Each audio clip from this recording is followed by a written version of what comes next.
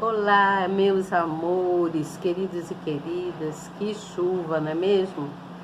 Gente, olha, eu tenho o maior medo de temporal, tenho medo mesmo de temporal. Eu me coloco num cantinho, fico quietinho, orando a Deus, pedindo para que Ele mande a chuva mansa e moderada, como minha mãe fazia. Minha mãe, quando também era assim, igual, eu sou igual a minha mãe era, né? Quando vinha os temporais, ela se colocava, botava todos nós irmãos sentadinhos na sala, né? E falava assim, vamos orar, todos, minha mãe falava orar, não, ela falava vamos rezar na época, né?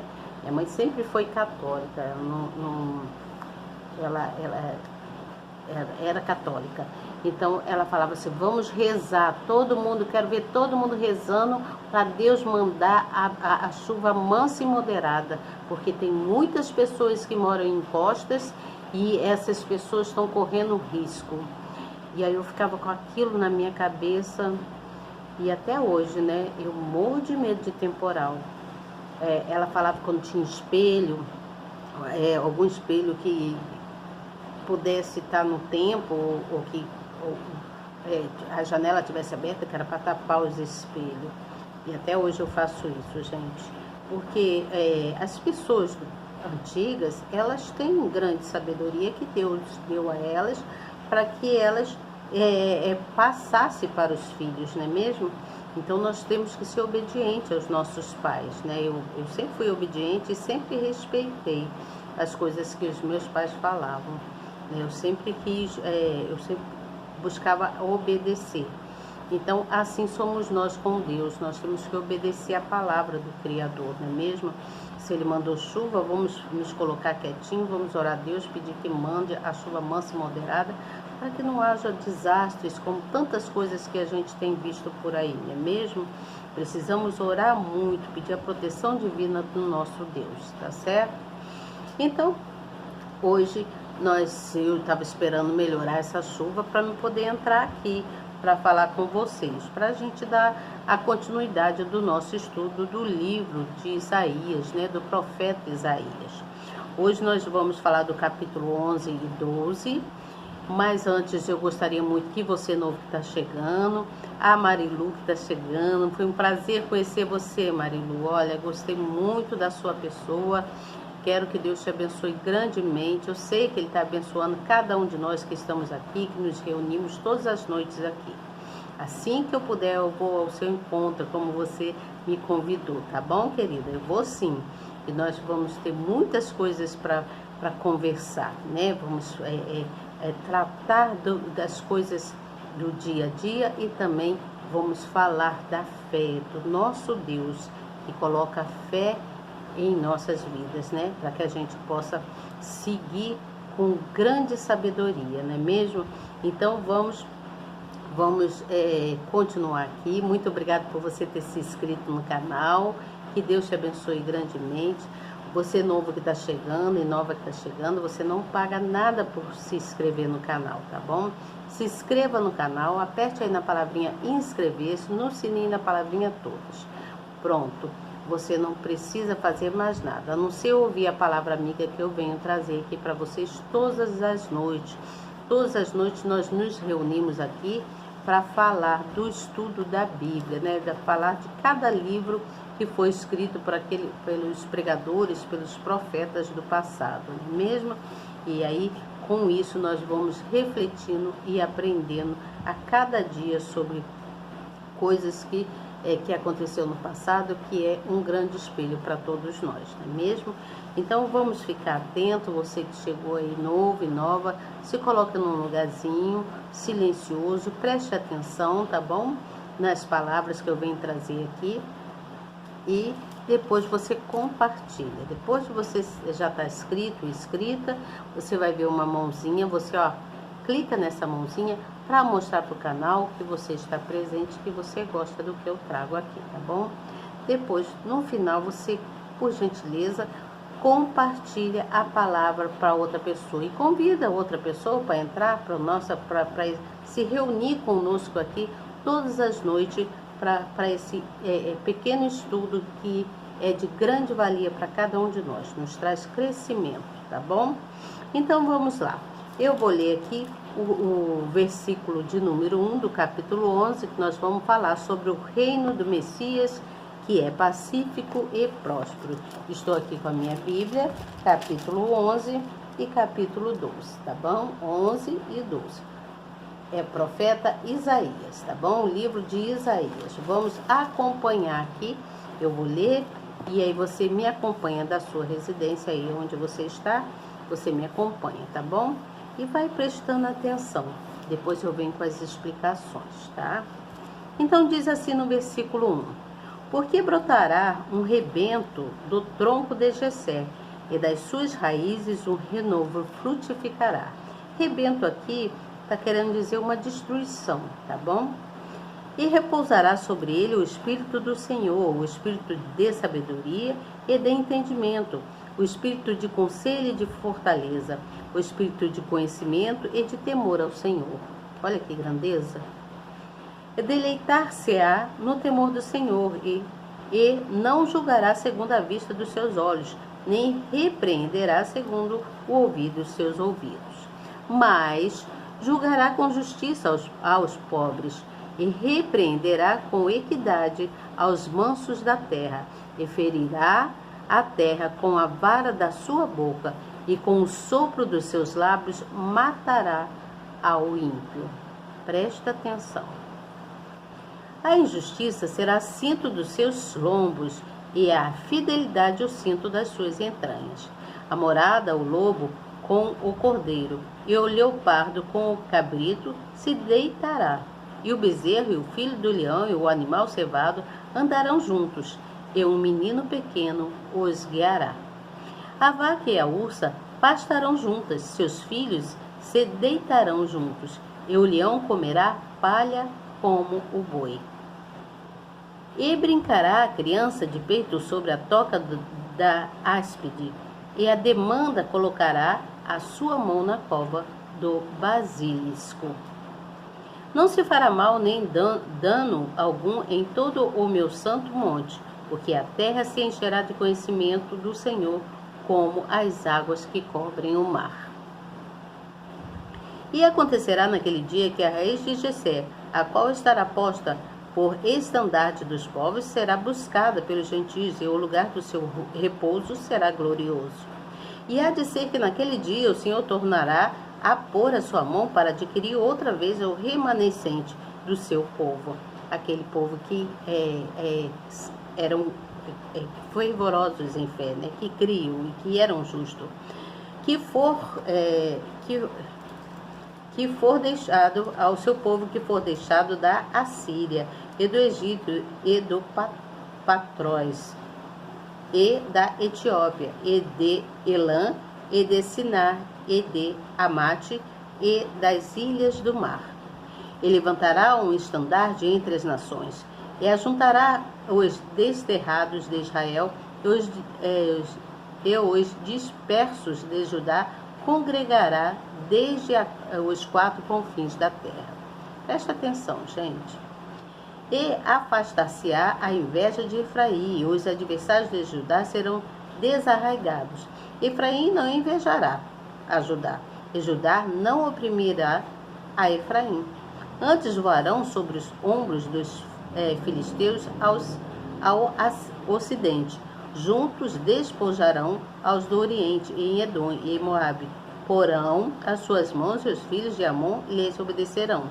E o Senhor destruirá totalmente a língua do mar do Egito, e moverá a sua mão contra o rio com a força do seu vento, e ferindo-o, dividi-lo-á em 7 correntes, e fará que por ele passe com sapatos secos. E haverá caminho plano para o remanescente do seu povo, que for deixado da Assíria, que for deixado da Assíria, como sucedeu a Israel no dia em que subiu da terra do Egito. Então, o povo remanescente era o povo de fé. Então, ele deixaria esse povo passar da Síria, como sucedeu lá em Israel no dia em que subiu da terra do Egito. Vamos dar continuidade aqui no capítulo de número 12, que fala que Deus é louvado por haver restaurado o seu povo.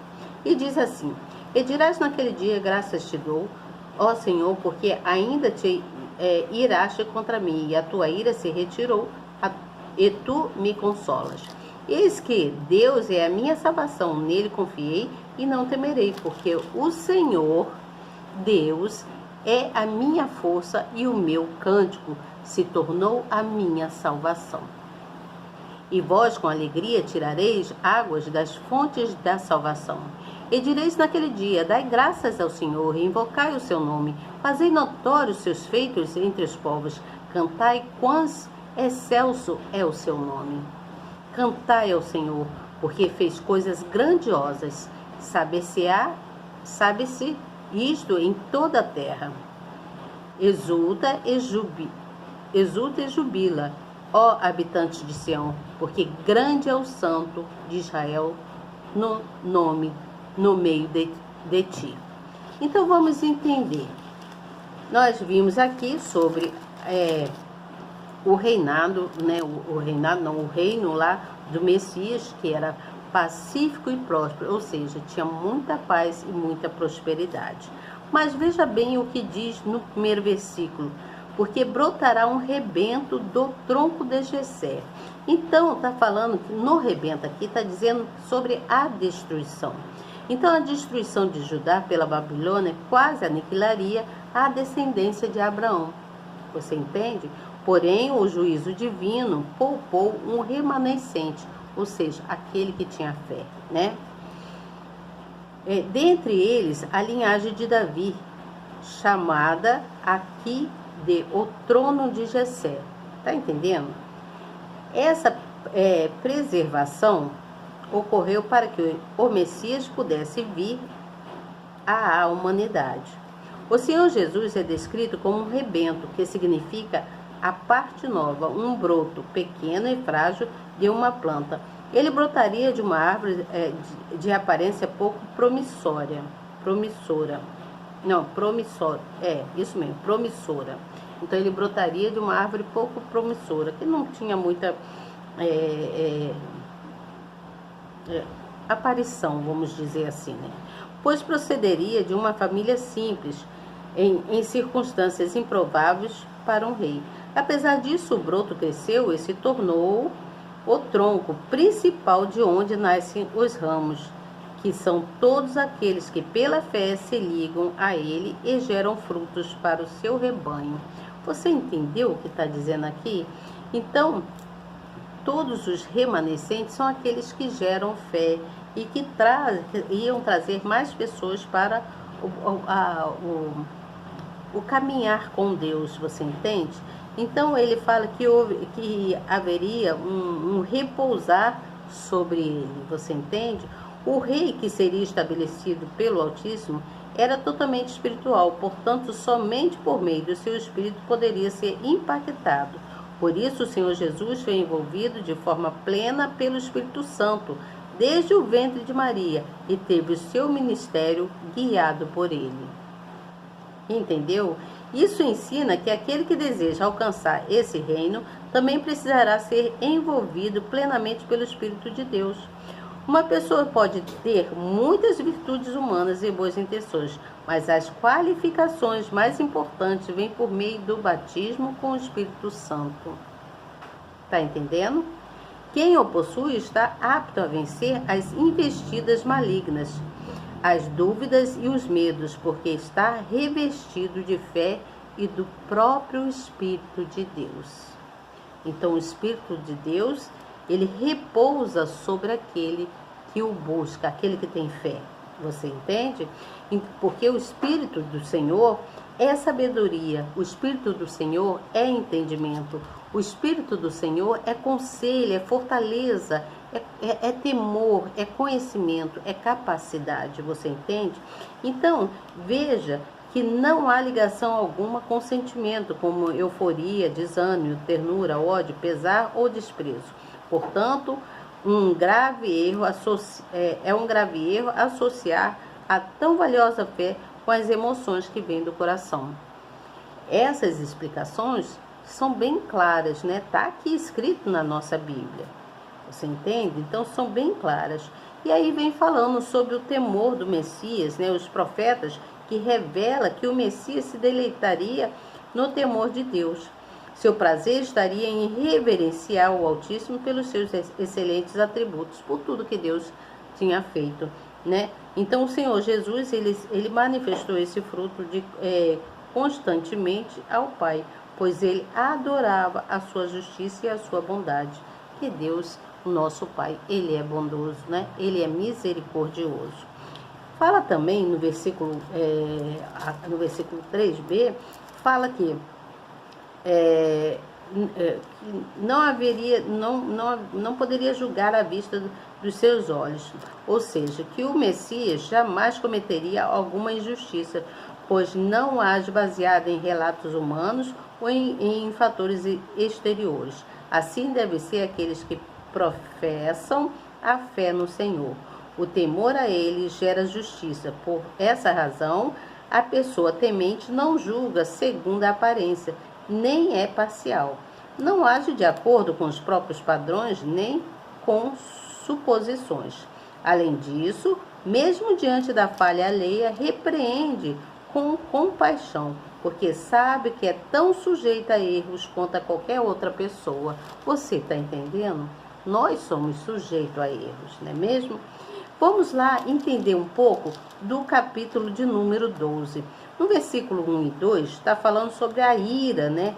Fala sobre a ira. A tua ira se retirou. Então,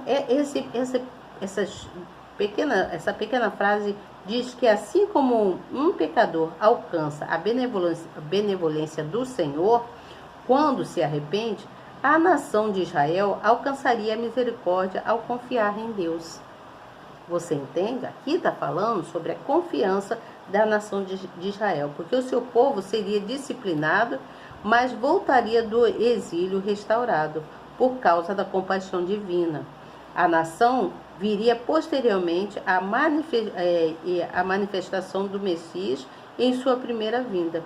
Mesmo sendo ofendido por causa do pecado, o Senhor permanece disposto a perdoar e a libertar da angústia aqueles que se arrependem. Você está entendendo? Então, preste atenção como é importante o arrependimento e se humilhar para Deus. Também fala sobre sobre as águas, né? A salvação é comparada à água, por ser bem mais precioso para a vida. Sim, nós necessitamos extremamente de água, né? Mas a água, a que o versículo se refere aqui, se origina no Altíssimo, pois somente Ele é uma fonte inesgotável e é um manancial de águas vivas para todos nós. Você entende? Todas as outras maneiras encontradas pelo ser humano para obter segurança não passam de reservatórios limitantes ou cisternas rotas, né? Rotas que fala. No entanto, quem bebe da água que o Senhor oferece possuirá a eternidade com Deus e terá constantemente a alegria que vem da sua presença. Portanto, se somente o Altíssimo pode oferecer alegria e vida eterna, como alguém pode alcançar se não for pela fé? Olha, não é mesmo? É necessário ter fé. Então, o que nós vimos? Nós vimos de uma forma global, né, num todo, que as mensagens de esperança do Senhor nosso Deus, né, que as mensagens de esperança dele para com os que o buscam, para todos nós, para aqueles que o buscam, aqueles que querem conhecê-lo mesmo, verdadeiramente, e aqueles que têm vontade, aqueles que procuram obedecer. Você entende? Procura obedecer. Às vezes nós sabemos que somos errantes, mas a gente tem que procurar obedecer, tem que procurar acertar, porque é só o que Ele quer para que Ele possa nos trazer felicidade. Porque a felicidade, a gente obedecendo, nós vamos vamos adquirir um pouco de felicidade para as nossas vidas. Um pouco não, felicidade plena, vamos dizer assim. Então foi dito lá, vamos voltando lá no reino, né? No reino do Messias, que haveria paz. Por isso que fala sobre, que diz assim, cadê? Vou botar na página, eu tirei da página. Por isso que fala sobre o Messias, o reino de Messias é pacífico e próspero, você entende? Então está falando que haveria paz. Por quê? Porque o Espírito do Senhor, nosso Deus, estaria sobre sobre ele, sobre Isaías no caso, né? Então o Espírito da sabedoria, de entendimento, de conselho, de fortaleza, de temor e de conhecimento estaria sobre ele, porque o Espírito de Deus habitaria sobre ele. Então Deus, ele vem para julgar os que dão ouvido à sua palavra.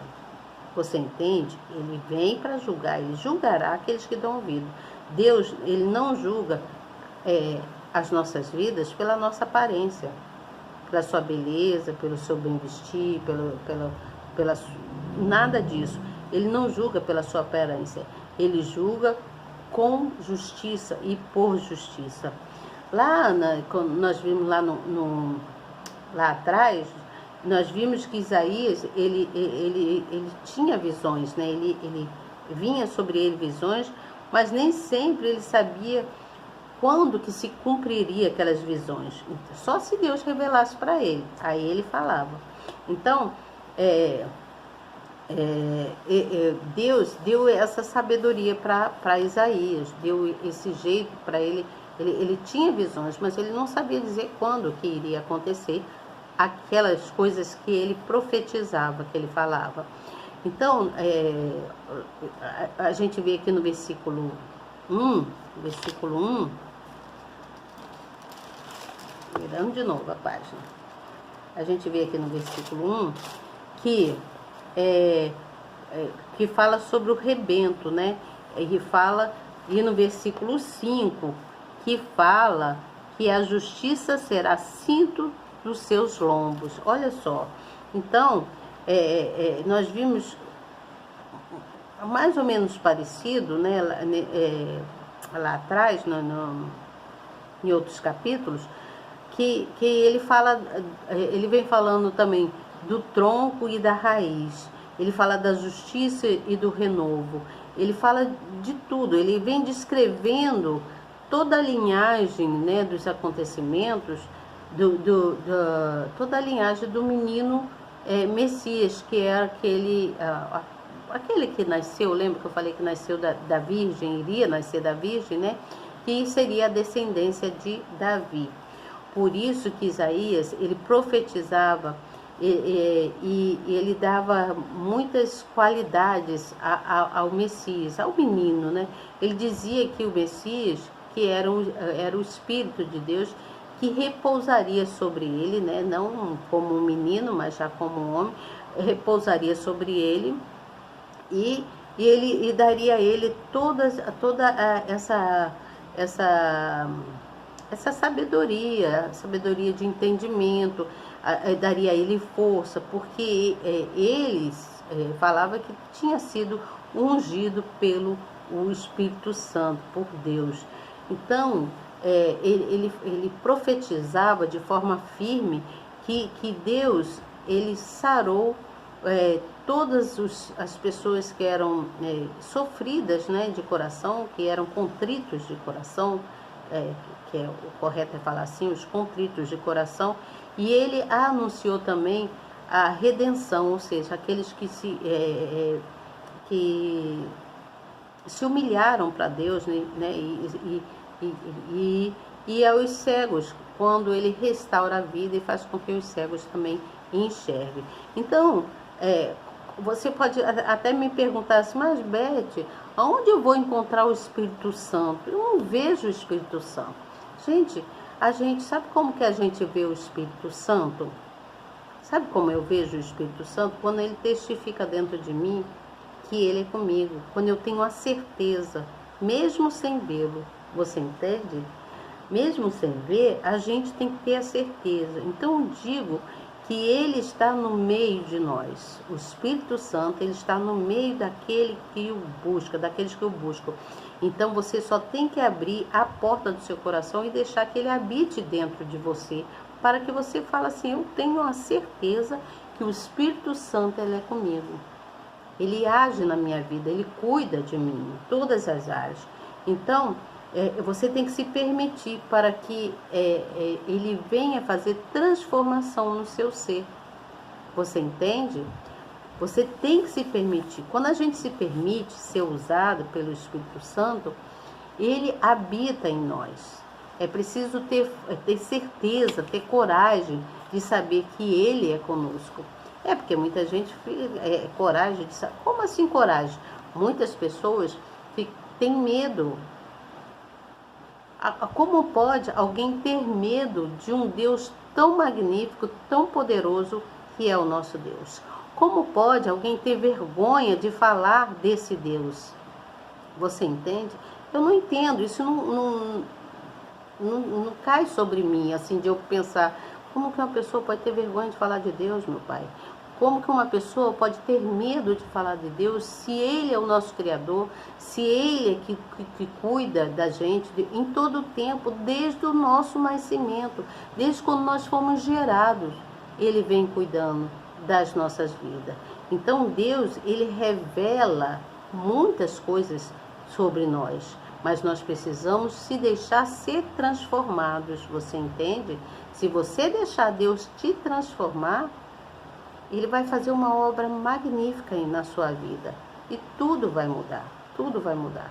Você pode até estar sofrendo 1000 coisas, mas Ele transforma a sua vida, Ele transforma o teu ser.